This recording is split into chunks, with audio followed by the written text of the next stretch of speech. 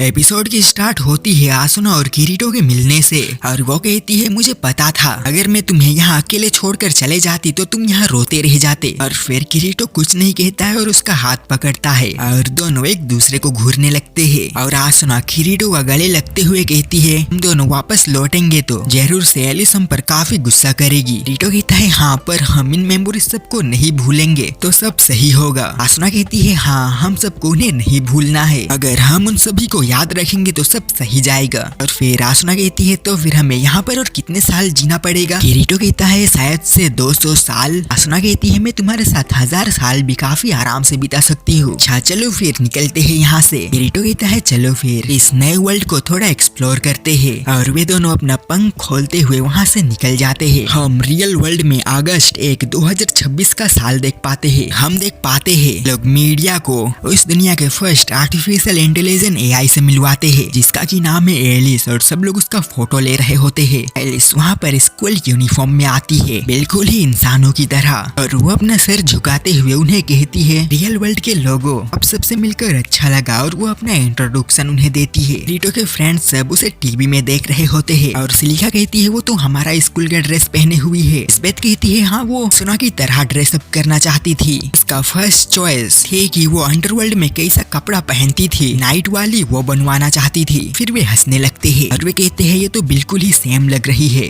पर एक बंदा उठता है और सवाल पूछता है कि एलिस उन सभी रोबोट सबसे इतना डिफरेंट क्यों लग रही है। लड़की उन्हें एक्सप्लेन करती है कि ये कोई प्रोग्राम वाला नहीं है बल्कि इसका दिमाग ह्यूमन की तरह ही काम करती है और ये उन सभी रोबोट सबसे काफी डिफरेंट है। बंदा फिर उन्हें एलिस का कुछ टेस्ट दिखाने को कहता है हाँ इसी जगह पर कि वे लोग उसे देखकर कुछ जान सके। वो लड़की फिर कहता है तुम्हें इसका टेस्ट रिजल्ट उतना ही देखना है तो हमारा फाइल चेक कर सकते हो। बंदा फिर कहता है वैसा वाला नहीं बस दिखाओ कि उसका दिमाग कैसा दिखता है उसको खोलकर। वो लड़की कुछ बोलने ही वाली रहती है वैसे ही एलिस कहती है हाँ जरूर रुको मैं दिखाती हूँ पर उससे पहले तुम मुझे दिखाओ कि तुम एक इंसान हो। वो बंदा फिर कहता है मैं इस चीज को कैसे प्रूव करूँ। एलिस कहती है मैं यहाँ पर तुम्हारा ब्रेन को खोलकर सबको दिखाकर आराम से प्रूव कर सकती हूँ। ये बात तो इसका ब्रेकिंग न्यूज बन जाता है। का फ्रेंड्स जो कि देख रहे होते हैं उसे टीवी में वे कहते हैं वो बस मजाक कर रही है और फिर वे लोग एआई को किस काम पे लाए इस चीज के बारे में डिस्कस करने लगते हैं। रिंको उन्हें साफ साफ बताती है कि एलिस किसी के काम करने के लिए नहीं बनाया गया है पर वो लड़की कहती है कि कंपनियों को उन्हें और भी ऐसे रोबोट चाहिए। को कहती है फ्लडलाइट को बनाना इतना आसान नहीं है, वे बिल्कुल ही हमारी ही तरह उस वर्ल्ड में जीते हैं। हम लोग उन्हें उस वर्ल्ड से निकाल कर इस वर्ल्ड में फैक्ट्री सब में स्लैब की तरह काम नहीं करवा सकते हैं। वो लड़की कहती है क्या आपका मतलब रोबोट्स को हम इंसानों वाली राइट्स दे दे। उनको फिर कहती है हाँ किसी दिन क्या इतना ग्रो जरूर होगा तब हम उनके साथ रहेंगे, उनके साथ शादी भी कर पाएंगे और बच्चे पैदा कर सकेंगे और उनके साथ अपना फ्यूचर शेयर करेंगे। वो लड़की कहती है पर वे हमारे जैसा नहीं है, उनके शरीर में ना ही खून है ना ही मांस है, उन्हें बस हम लोग फैक्ट्री में क्रिएट किए हैं, फिर हम उन्हें अपने इक्वली एक्सेप्ट कैसे करें। एलिस फिर कहती है तुम लोग हमारे क्रिएटर हो और मैं तुम सबको एक्सेप्ट किया हूँ, तुम लोग मुझे क्रिएट किए हो इसीलिए, पर तुम्हारे ही वर्ल्ड का एक इंसान ने मुझे बताया कि तुम सभी को भी किसी ने क्रिएट किया है, तो क्या वो किसी दिन आकर तुम सबको अपना स्लेब बना दे तो क्या तुम सब बनने के लिए राजी हो, क्या तुम लोग उनके लॉयल्टी बनोगे। और फिर वो हंसते हुए कहती है मैं अब तक इस वर्ल्ड के काफी सारे अच्छे लोगों से मिल चुका हूँ, यहाँ पर स्ट्रेंजर था बट सब लोग मुझे अपना कंपनी दिए और मैंने उनसे काफी कुछ सीखा और मैं उनमें से किसी एक को काफी डीपली पसंद भी करती हूँ और उसे देखने के लिए मैं काफी तड़प रही हूँ। मेरा ये लोहे का दिल उस चीज को सोचकर काफी दर्द महसूस करता है, वहाँ के लोग तो उसे घूर ही रहे होते हैं। फिर एलिस कहती है मैं अपने फ्रेंडशिप के लिए तुम सबके और अपना हाथ बढ़ाती हूँ पर मैं तुम सबके आगे नहीं झुकना चाहूंगी, मैं इंसान हूँ इसीलिए। न्यूज में ओशन टर्टल जैकर सबके बारे में ही डिस्कस हो रहा है जो लोग की एलिस एआई को छीनना चाहते थे और उसी दौरान एक ऑफिसर भी मारा गया जो कि किकियू का था। हीगा फिर कहता है मुझे भरोसा नहीं हो रहा है कि उन सभी में से तुम्हें ही मारना था। तभी किकियू का पीछे से आता है और कहता है हाँ मैं भी इस चीज को लेकर काफी सरप्राइज हो गया हूँ, अगर मैं गायब नहीं भी होता तो वे लोग मुझे गायब कर देते और अभी पब्लिक अटेंशन लोकेशन हम लोग जहाँ पर प्लान किए थे वहीं पर है। गवर्नमेंट हमारे प्लान को सेबोटाइज नहीं कर पाएगा। वे कैसे यूएस उसे वेपन के लिए लेना चाहते थे, इसके बारे में बात करते हैं। और क्या हम लोग इस फ्लैग लाइट को पब्लिक किए, इससे उन्हें लग सकता है हम लोग एडवांस टेक सब बना रहे हैं। राइट मूव है, हिगा कहने लगता है। युगा कहता है हमें बस अमेरिकन को दिखाना था कि हमारे पास कितना कैपेबिलिटी है, अभी कोई हमें फोर्स भी नहीं कर सकता ये टेक को मांगने के लिए। ये प्रेस कॉन्फ्रेंस उन सभी वर्ल्ड को दिखा देगा कि उनके बगैर हम लोगों ने एआई को परफेक्ट कर दिए, और शायद ये देखने के बाद में वे लोग हमारे रास्ते पे ना आए। हिगा कहता है हाँ, और हमें बस उसके बारे में नहीं भूलना है जो कि हमारे इस मकसद में काफी काम किया। और हम किरीटो और आसुना को अभी भी एसटीएल के अंदर देख पाते हैं। तभी वे उनके फ्लड लाइट में कुछ हलचल सा देख पाते हैं। दूसरे और वे लोग आर्टिफिशियल इंटेलिजेंस के बारे में ही बात कर रहे होते हैं। फ्यूचर में आप सब उन सब से इंटरेक्ट करके अपना माइंड को चेंज कर ले। एक बंदा उठता है और कहता है वही जवाब जो हम सभी को जानना है, एआई इस पूरे दुनिया पर कब्जा ना कर ले। वो लड़की कहती है हाँ, हम लोगों ने इस बारे में सोचे है। तभी एलिस को कुछ महसूस होती है। बंदा फिर मूवी में दिखाते हैं उन सब बारे में बात करने लगता है। फिर उन्हें एक्सक्यूज कहते हुए वहाँ से चले जाती है। और वे देख पाते हैं कि किरीटो और आसुना बाहर आ रहे हैं, और एलिस भी वहाँ पर पहुँच जाती है और वो किरीटो का हाथ को पकड़ लेती है। किरीटो फिर अपना आँख खोलता है और अपने सामने एलिस को देख पाता है और कहता है काफी समय बाद मिल रहे हैं। एलिस उसको देखकर इमोशनल हो जाती है। किरीटो फिर एलिस को बताता है तुम्हारा सिस्टर डीप फ्रीज में चला जा चुका है ताकि वो तुमसे मिल सके, और वो 80 फ्लोर में तुम्हारा वेट कर रही है। एलिस ये सुनकर और भी ज्यादा इमोशनल होकर रोने लगती है। किरीटो फिर हिगा को कहता है मैं अपने 200 साल के मेमोरी को मिटाने के लिए तैयार हूँ। हम दोनों ने वहाँ का पार्ट को निभा लिए। वे दोनों ये सुनकर चौंक गए थे। नेक्स्ट सीन में हम किरीटो को हॉस्पिटल में देख पाते हैं। वो उठता है, तभी उसके रूम के बाहर कोई आता है, उसको अंदर आने को कहता है, और हम देख पाते हैं कि ये आसुना होती है। वो कहती है माफ करना देर से आने के लिए। किरीटो कहता है कोई ना, मैं जस्ट अभी ही उठा हूँ। आसुना फिर फ्लावर पॉट में फ्लावर रखती है और फिर किरीटो के पास बैठती है, और फिर वो किरीटो का कंधा को दबाते हुए कहती है मुझे लग रही है तुम अभी तक 19% ही रिकवर किए हो, क्या तुम कुछ खा भी रहे हो? किरीटो कहता है हाँ, मैं 2 मंथ से इसी बिस्तर पे ही हूँ। वो बताता है कि 3 दिन बाद मैं फाइनली डिस्चार्ज हो जाऊंगा। आसुना ये सुनकर काफी खुश होती है। वो कहती है तो फिर हमें इस चीज का सेलिब्रेशन करना चाहिए। किरीटो कहता है हाँ, और वो उन बातों को याद करने लगता है कि वो कैसे वापस लौटा था, तो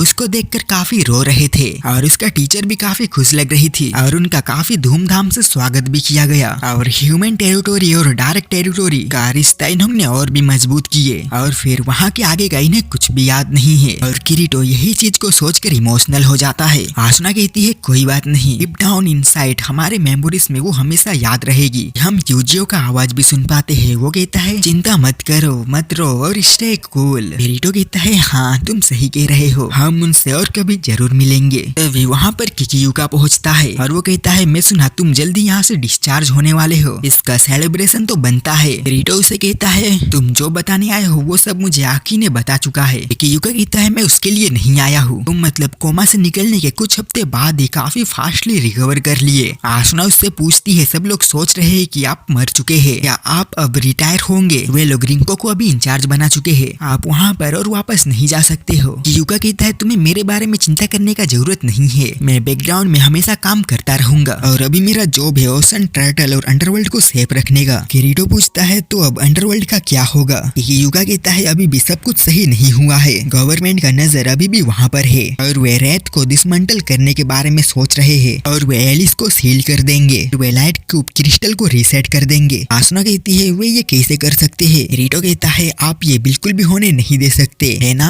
आपके पास कुछ तो प्लान जरूर होगा। कियुका कहता है प्लान से तुम लोग बस एक उम्मीद समझो। कियुका कहता है गवर्नमेंट अभी भी इसको छुपा रहा है, पर पब्लिक के एआई राइट्स के बारे में बात कर रहे हैं, और उस चीज के लिए रियल वर्ल्ड का लोगों का हमारा काफी मदद चाहिए। हमें अंडरवर्ल्ड से कनेक्ट रहने के लिए काफी सारे लोग चाहिए इसके लिए। सीड नेक्सस का भी यही तो काम है। किरीटो कहता है हाँ शायद से। कियुका कहता है हाँ, पर अंडरवर्ल्ड को हाई बैंड कनेक्शन चाहिए इसके लिए, और जितना बड़ा बैंड होगा उतना बड़ा एक्सेस होगा, पर गवर्नमेंट ने सब चीज को बंद कर दिया है। उन्होंने सैटेलाइट नेटवर्क को भी वहाँ से काट दिए है, और फिर से कनेक्शन रिस्टोर करना काफी मुश्किल हो गया है, और वो प्रेस मीटिंग ही इसीलिए था ताकि सब सही हो, ताकि कनेक्शन और भी बेटर हो सके। किरीटो फिर कियुका के सामने सर झुकाते हुए कहता है आपको कैसे भी करके अंडरवर्ल्ड को बचाना पड़ेगा। कियुका कहता है अंडरवर्ल्ड के बारे में तुम ही नहीं सोचते हो, अंडरवर्ल्ड के लिए मैंने भी अपना लाइफ को लिक्स में डाला था, और फिर वो वहाँ से चला जाता है। दूसरी ओर हम हिगा को देख पाते हैं जो कि किसी चीज में काम कर रहा होता है। वो कहता है ये काम नहीं करेगा, ये कोलैप्स हो जाएगा, जैसे मेरे कॉपी और कियुका का कॉपी ने किया, मतलब इनका कॉपीड फ्लग लाइट। वो कहने लगता है एक human soul light cube crystal को सेव नहीं कर सकता है, ना ही किरीटो का सोल। वो किरीटो का कॉपीड लाइट का कोड को वहाँ पर डाल ही देता है। और फिर किरीटो का फ्लग लाइट कहता है ये कौन है, क्या ये तुम हो हीगा? हीगा घबराहट आवाज में कहता है हाँ ये मैं हूँ। किरीटो फिर कहता है तो तुमने मुझे डिलीट नहीं किए बल्कि कॉपी करके मुझे सेव कर दिए। हीगा कहता है हाँ मैंने नहीं किया, मैं तुम्हारे जैसा फर्स्ट फ्लग लाइट से मिल रहा हूँ जिसने की वहाँ पर 200 सालों तक जिया और तुमने ह्यूमन हिस्ट्री का भी सबसे लंबा समय जिया, इसीलिए मैं तुम्हें डिलीट नहीं कर सकता था। तुम इस चीज को समझ ही सकते हो। किरीटो से कहता है हाँ मुझे पता था ये जरूर होगा, क्या तुमने सिर्फ मेरा फ्लग लाइट का कॉपी बनाया? हीगा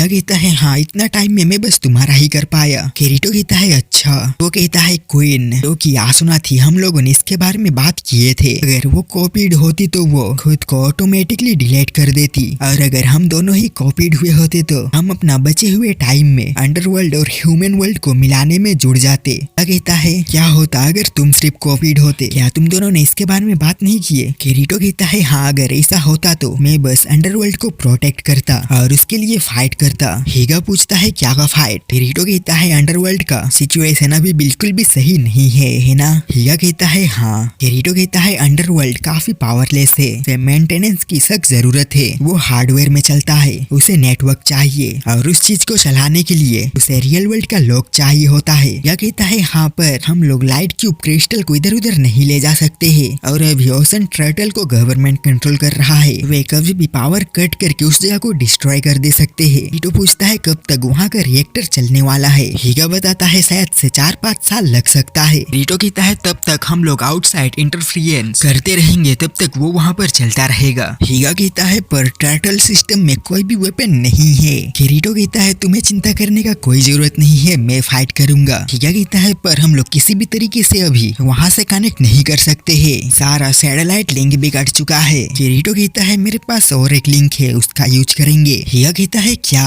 किरीटो कहता है वो हितक्लिफ है, हमें अकीहिको काइबा को जल्दी से ढूंढना पड़ेगा, तुम्हें उसे ढूंढने में मेरा मदद करना होगा। हीगा कहता है क्या वो अभी भी जिंदा है? अकीहिको काइबा का कॉपी, किरीटो का कॉपी, क्या होगा अगर वे दोनों मिलेंगे? कुछ तो क्रेजी जरूर होगा। मैं यहाँ पर पेंडोरम खोल दे रहा हूँ उनके बीच, पर मुझे जेन्युइनली उसे देखना है, मुझे जानना है क्या होगा। और वो उसके ओल्ड कॉन्टेक्ट में उसको कुछ ईमेल भेजने का बात करता है, कुछ इनक्रिप्टेड ईमेल्स। दूसरी ओर किरीटो अपने घर पहुँचता है, वो अपने रूम में आता है और वो बिस्तर पर काफी शांति से लेट जाता है और फिर सो जाता है। और वो अपने ड्रीम में यूजियो का याद कर रहा होता है, उसके साथ बिताए अच्छे पलों का, और वो इस चीज से काफी इमोशनल होकर रोने लगता है। और वो कहता है मुझे उन मेमोरीज सबको भी मिटा देना चाहिए था। और फिर उसके रूम में सुगुहा आती है और वो किरीटो के सर में हाथ लगाते हुए कहती है मुझे जानना है तुम्हारे उन सब मेमोरीज के बारे में, जो भी अच्छे बुरे चीज हुई वो सभी। किरीटो फिर उसको बताता है कि उससे फर्स्ट टाइम मिला था जब मैं जंगल में भटक रहा था और यूजियो एक पेड़ काट रहा था जिसे 300 सालों में किसी ने नहीं काटा था। और फिर दूसरे ओर एक काफी बड़े VIP लोगों के बीच में हम एलिस को देख पाते हैं, जो कि वहाँ से विंडो से बाहर देखते हुए किरीटो का याद कर रही होती है और मुझे यहाँ से दूर जाने वाली फील आ रही है। नेक्स्ट मॉर्निंग किरीटो को रिंको का कॉल आता है एंड इसी के साथ ये एपिसोड यहाँ पर खत्म होता है एंड मैं चला कुछ क्रिंज एनिमे देखने। बाय।